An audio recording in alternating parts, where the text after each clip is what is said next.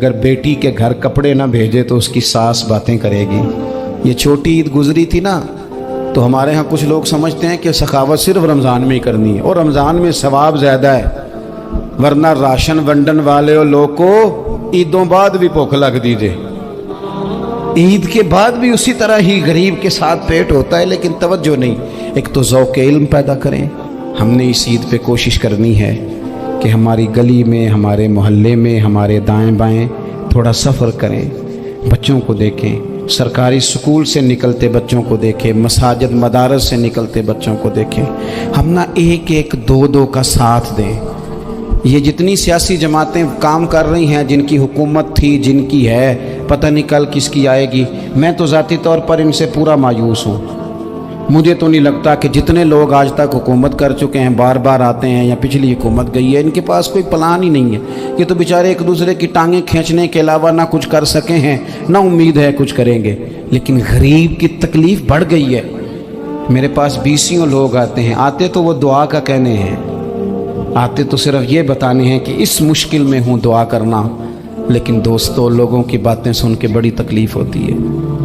हम क्या किसी की मदद कर सकते हैं? हमारे लिए तो मदारस चलाने मुश्किल हैं, लेकिन लोग अज़ियत का शिकार हैं। ज़हनी कर्ब के नीचे लोग आ गए, इतनी बड़ी अज़ियतें खड़ी कर दी गई हैं। थोड़ा थोड़ा देखो, 2 का खाना 3 भी तो खा ही सकते हैं ना, 3 का खाना 4 भी तो खा ही सकते हैं ना।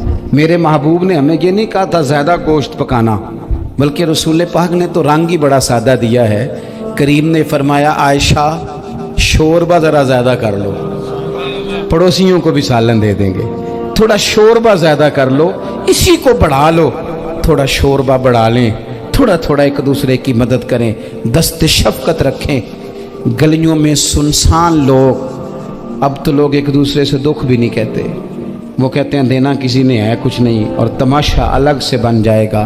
दोस्तों, हमने खुद एक दूसरे का हाथ बटाना है। जो लोग साहिब सरबत हैं, देखो, एक ही बाप की औलाद होती है, एक को अल्लाह बड़ा नवाज देता है, 2-3 कमज़ोर रह जाते हैं। उसको चाहिए वो दूसरों पे दस्ते शफ़क़त रखे। एक गली में सारे लोग एक ही कबीले के, एक ही इलाके के, एक आगे निकल गया है, उसे चाहिए वो दूसरों का ख्याल करे। अजीज़ भाइयों, हमने इस कमर तोड़ महंगाई के दौर में, तकरीर तो मैं कर रहा हूँ, ये किसी और ने कैसे शुरू कर दी? जुमों में, महफिलों में कानों के जायके के लिए ना आए, इसलिए आए कि मेरे इल्म में, मेरे अमल में ये कोई इजाफे की बात बनेगी। मैं कोई नसीहत हासिल करूँगा तो मेरे दिल का जंग उतरेगा। हमारे यहाँ लोग मज़े के लिए आते हैं और आजकल लोग फ़ोटो के लिए आते हैं। इन 2 कामों से निकल कर खालिस इस्लाह की नीयत से इल्म का शौक़, हमारे यहाँ तेज़ी से एक हरकत की गई, उलमा का वक़ार ख़राब किया गया और लोगों को दीनी उलूम से दूर किया गया। और इसमें बाज़ बेचारे वाइज़ीन और खुतबा ने भी किरदार अदा किया, जब जाली पीर की तारीफ़ें खोल के की और उसे पता नहीं कहाँ तक। ये स्टेज जो होते हैं ना, इनमें कोई बंदा अच्छा लगे भी तो उसके लिए दुआ करनी चाहिए, तारीफ़ें नहीं करनी चाहिए। तारीफ़ें, उसका कोई फ़ायदा नहीं है उसको, उस बंदे को तो दुआ का फ़ायदा है। अगर आपको अच्छा लग रहा है तो उसे दुआ दें, उससे ज़्यादा कुछ नहीं करें। और हमारे यहाँ जनाब वो नकीबे महफिल बेचारे की शामत आ जाती है अगर तारीफ़ें थोड़ी करे तो, कहते हैं इन्हों तो ना ही नहीं लेना होता। और भाई, इसके नाम लेने से आपका कद ऊंचा होता है। तो इल्म और आलिम, इन दोनों चीज़ों से कौम को दूर किया गया। दीनी तालीमात का फुकदान है। जो मैट्रिक तक लोग 60-70 किताबें पढ़ जाते हैं, उन्हें भी कुरान पाक ठीक से नहीं पढ़ना आता, दूर किया गया।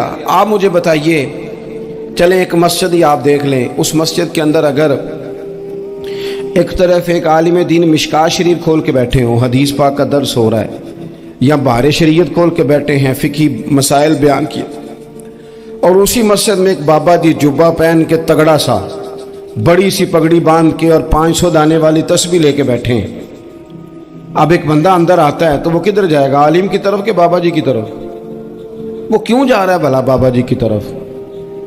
वो इसलिए कि हमने उसे ये बताया ही नहीं कि जिस तरह सुभान अल्लाह सुभान अल्लाह सुभान अल्लाह पढ़ना इबादत है ना, इसी तरह दाराबा पढ़ना भी इबादत है। उसे हमने बताया नहीं कि जब तक इल्म का علم کے رستے میں رہنا بھی عبادت ہے، جب تک اسے یہ سمجھ نہیں نہ آئے گی کہ جس طرح وظائف کی کتاب پڑھنا عبادت ہے، اسی طرح مشکات شریف پڑھنا بھی عبادت ہے، حدیث بخاری کا درس لینا بھی عبادت ہے، مسلم شریف کی احادیث پر اپنے اساتذہ سے بیٹھ کر دروس پانا بھی عبادت۔ جب تک یہ پورا مزاج دیکھیں نا، نبی پاک صلی اللہ علیہ وسلم نے فرمایا رات کی ایک گھڑی بھر دین سیکھ لینا ساری رات نفل پڑھنے سے بہتر ہے۔ اب ہمیں سمجھنا چاہیے کہ کتاب پڑھ کے بھی بندہ رب رسول تک پہنچ سکتا ہے، کتاب و سنت رستہ آسان کرتے ہیں، لیکن ہمارے ہاں کیا مزاج دیا گیا ہے، بابا جی کے پاس چلو، ضرور جائیں بابا جی اگر نیک ہیں تو منع کوئی نہیں کر رہا، لیکن جو سوچ ہمیں حضور نے دی ہے ہم نے اسی سوچ کے مطابق اپنے معاملات کو ترتیب دینا ہے نا۔ اب ایک بات میں نے آپ سے پوچھی اور آپ نے کہا قوم ساری بابا جی کی طرف جائے گی۔ حدیث پاک کس طرح ہے؟ اللہ کے محبوب مسجد شریف میں تشریف لائے، دونوں جانب لوگوں کے حلقے بنے ہوئے ہیں، لوگ بیٹھے ہوئے ہیں، ایک حلقے میں لوگ اللہ کی یاد کر رہے ہیں، ذکر ہو رہا ہے، ایک حلقے میں بیٹھ کے ایک عالم کتاب و سنت کا درس دے رہے ہیں، ایک صحابی اور باقی سن رہے ہیں۔ خاص توجہ کریں نوجوان میری بات پر، رسول کریم صلی اللہ علیہ وسلم دونوں کے بیچ کھڑے ہو گئے اور کریم نے فرمایا دونوں محفلیں خیر کی ہیں، دونوں ہی حلقے خیر کے ہیں۔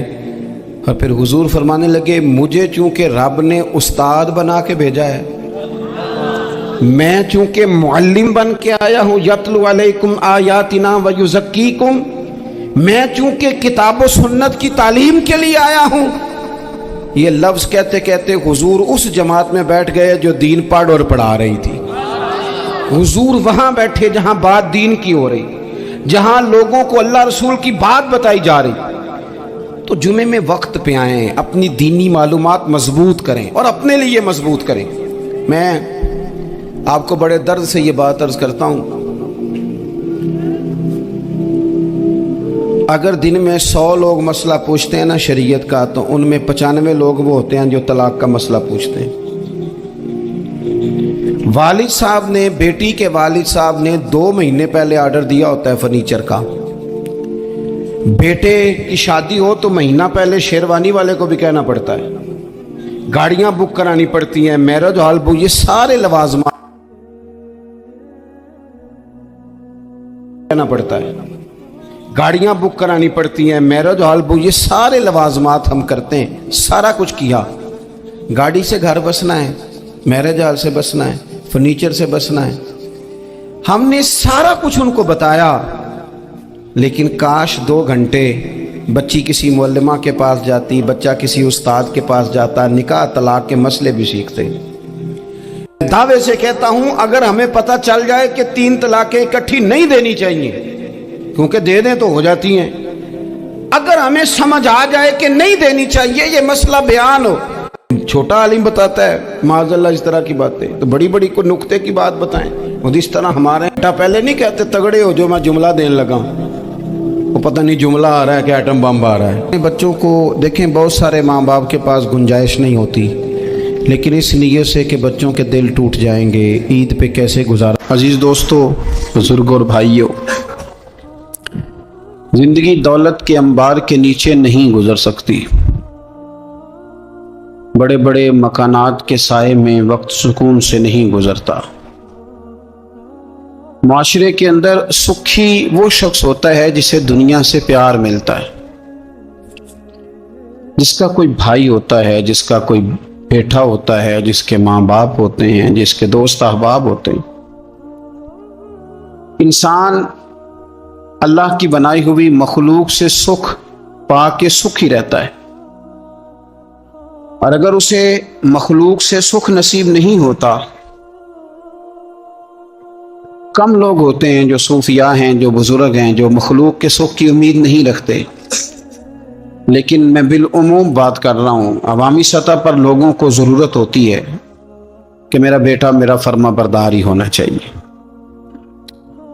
خاتون یہ چاہتی ہے کہ اس کا شوہر اس کا کچھ نہ کچھ خیال رکھنے والا ہی ہونا چاہیے۔ خامد یہ تمنا کرتا ہے کہ میری بیوی میری خدمت گزار ہی ہونا چاہیے۔ تو یہ ساری چیزیں اس وقت معاشرے کے اندر پیدا ہوتی ہیں جب इंसानों का इंसानों के लिए प्यार बढ़ जाता है। जब वो बहुत सारी चीजों को दरगुजर करने लगते हैं, जब वो खुद मोहब्बत को फरोग देते हैं। कुरान मजीद फुरकान हमीद ने इरशाद फरमाया कि इन्नमल मुमिनूना इख्वा। सूरह हुजरात के अंदर अल्लाह फरमाते हैं कि ये जो मोमिन है ना, ये आपस में भाई भाई। कितना वसी कुरान पाक ने इस उन्वान को कर दिया, कितना ज्यादा वसी कर दिया। बरादरी की, रंग की, कबीले की, इलाके की सारी कैद से। वीडियो देखने का शुक्रिया। अगर आप चैनल पर नए हैं तो सब्सक्राइब कर लें और साथ ही साथ बेल आइकन पर भी क्लिक कर दें ताकि यूट्यूब हमारी हर वीडियो का नोटिफिकेशन सबसे पहले आपको भेज दे। जज़ाकल्लाह।